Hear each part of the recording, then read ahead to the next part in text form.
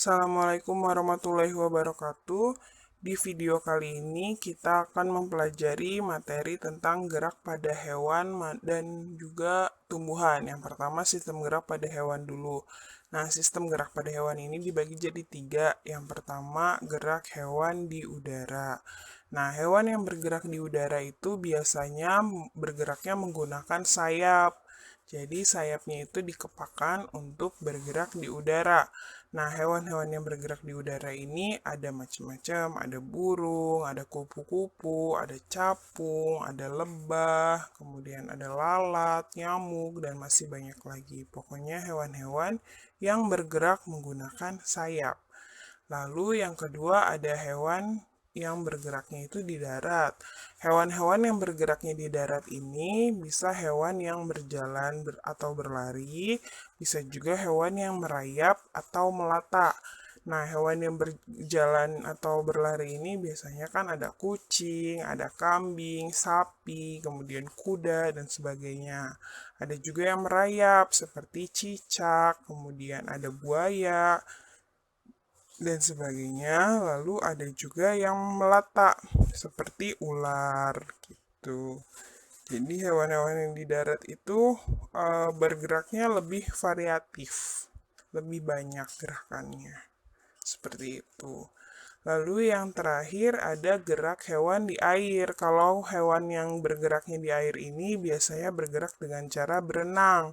Ada yang bergerak berenangnya menggunakan kakinya, ada juga yang bergerak menggunakan siripnya. Kalau yang berenang menggunakan kaki itu biasanya ada katak, ada buaya, ada juga yang pakai tentakel seperti ubur-ubur dan sebagainya. Terus kalau yang menggunakan siripnya pasti itu keluarga ikan-ikanan.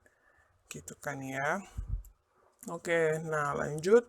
Kita akan ke sistem geraknya ini pada kelas-kelas yang ada di vertebrata. Yang pertama kelas Pisces atau kelas ikan-ikanan. Nah, tadi udah dijelasin bahwa si ikan ini bergeraknya atau berpindah tempatnya menggunakan sirip-siripnya. Siripnya itu ada banyak, ada sirip dada, sirip perut, sirip punggung, sirip belakang, sirip ekor. Nah, semua sirip-siripnya ini berfungsi untuk memudahkan dia waktu berenang. Jadi itu yang bergerak. Terus pas berenang itu biasanya si ikan mengeluarkan gelembung udara. Nah, gelembung udaranya ini bertujuan untuk memudahkan mengatur suhu tubuhnya. Kalau suhu airnya terlalu dingin, suhu tubuhnya kan harus lebih hangat. Atau suhu airnya terlalu panas, suhu tubuhnya harus diturunkan. Itu pakai gelembung udara. Lanjut ke amfibi, keluarga hewan-hewan yang bergerak, yang hidupnya itu bisa di air ataupun di darat. Nah, karena dia hidupnya bisa di air ataupun di darat, dia ini sangat eh, mengutamakan anggota geraknya. Jadi di anggota geraknya itu banyak persendian yang kuat gitu, seperti di lutut, bahu, pinggul, siku, kemudian pergelangan kaki dan tangan. Apalagi katak, dia kan kalau lompat tinggi banget. Nah, itu anggota geraknya harus punya persendian yang baik dan kuat gitu. Lanjut ke reptil. Nah, reptil ini adalah keluarga hewan-hewan yang melata atau merayap. Nah, kalau reptil ini bisa dilihat biasanya dia itu punya tubuh yang panjang. Jadi tulang belakangnya itu lebih panjang.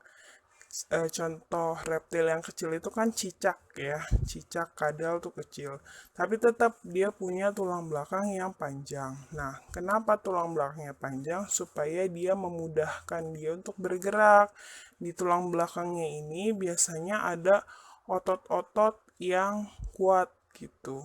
Otot-ototnya yang kuat itu memudahkan dia untuk bergerak.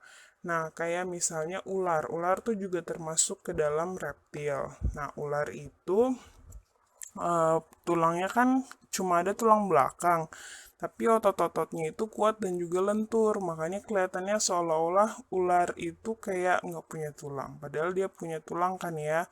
Terus untuk hewan-hewan yang besarnya kayak kadal, komodo gitu, dia juga tetap bergeraknya itu dengan cepat, seolah-olah kayak nggak punya tulang padahal punya, karena tulangnya itu sangat lentur dan juga kuat.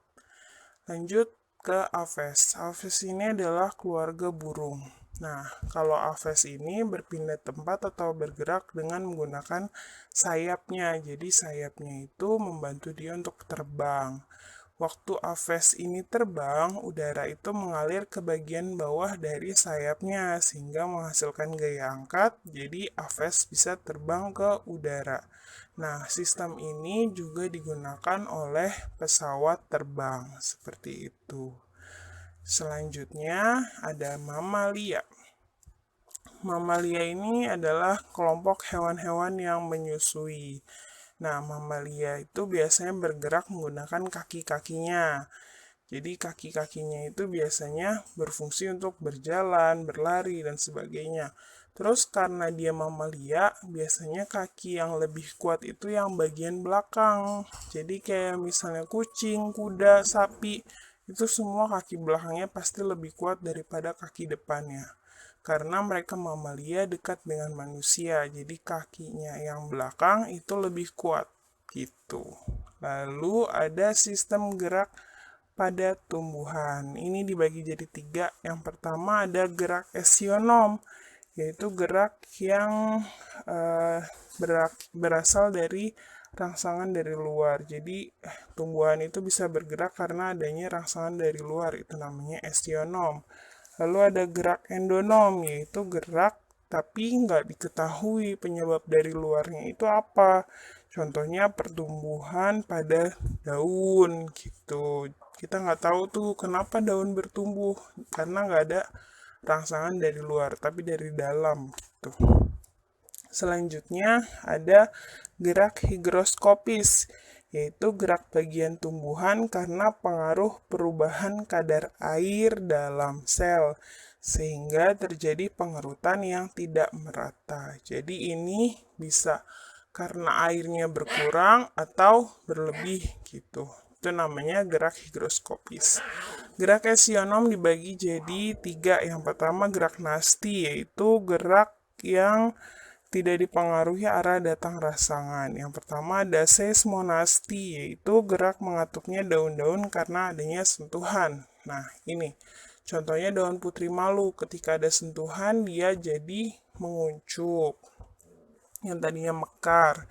Lalu yang kedua ada gerak niktinasti. Kalau niktinasti ini adalah gerak tidur yang diperlihatkan oleh daun-daun majemuk. Biasanya daun yang tadinya siangnya mekar, malamnya itu mengatup.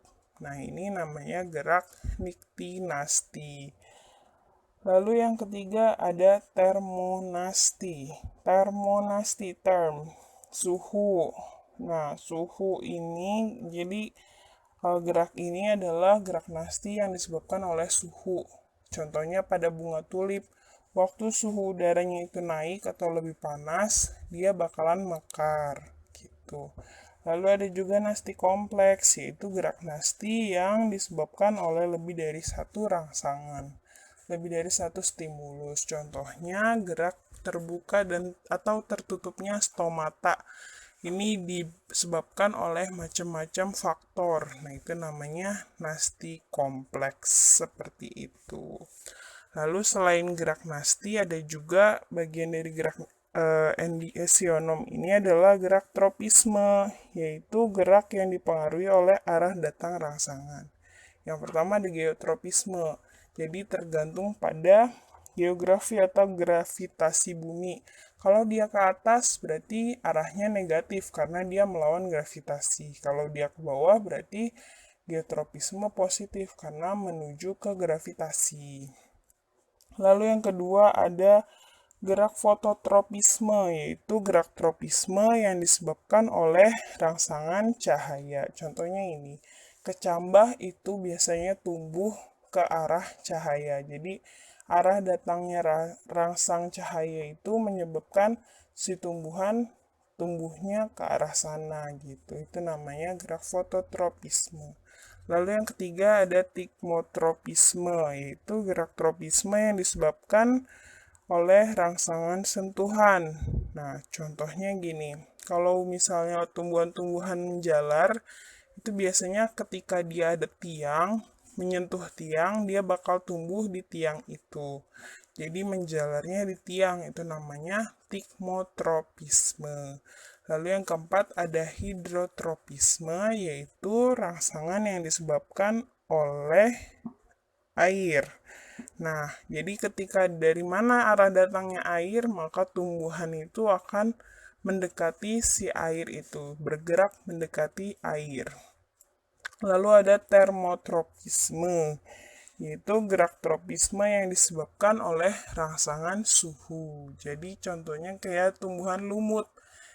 Lumut itu lebih suka udara suhu yang lembab. Jadi dia bakal tumbuh di bagian suhu yang lebih lembab daripada yang panas. Biasanya ini ada di hutan. Sebuah bagian sini ada lumutnya, bagian sebelahnya lagi nggak ada lumutnya gitu. Terus ada gerak taksis. Kalau gerak taksis ini gerak yang ditimbulkan oleh jenis rangsangannya gitu. Jadi sebenarnya tadi termasuk gerak taksis juga. Fototaksis itu gerak yang disebabkan oleh cahaya. Ada fototropisme tadi kan ya. Terus ada juga yang kemotaksis yang kedua. Kemotaksis ini gerak taksis yang disebabkan rangsangan zat kimia. Jadi ini tergantung sama zat kimia. Kalau misalnya tumbuhan itu kan bisa diberi pupuk yang organik atau kimia. Nah, itu bisa menyebabkan gerakan tumbuhan. Yang ketiga ada galvanotaksis, yaitu gerak taksis yang disebabkan oleh rangsangan listrik. Lalu yang keempat ada termotaksis.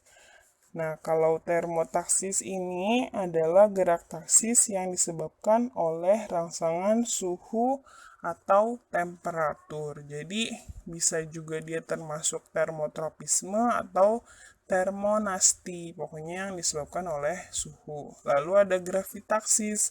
Kalau gravitaksis ini gerak taksis yang disebabkan oleh gravitasi bumi. Contohnya tadi pada geotropisme gitu. Jadi itu dia materi tentang sistem gerak pada hewan dan juga tumbuhan. Ada banyak ya yang bisa dilakukan oleh hewan dan tumbuhan. Meskipun tumbuhan itu diam, sebenarnya dia bergerak juga. Gitu. Ya, seperti itu saja. Semoga ilmu kita hari ini bermanfaat. Tetap semangat, jaga kesehatan. Wassalamualaikum warahmatullahi wabarakatuh.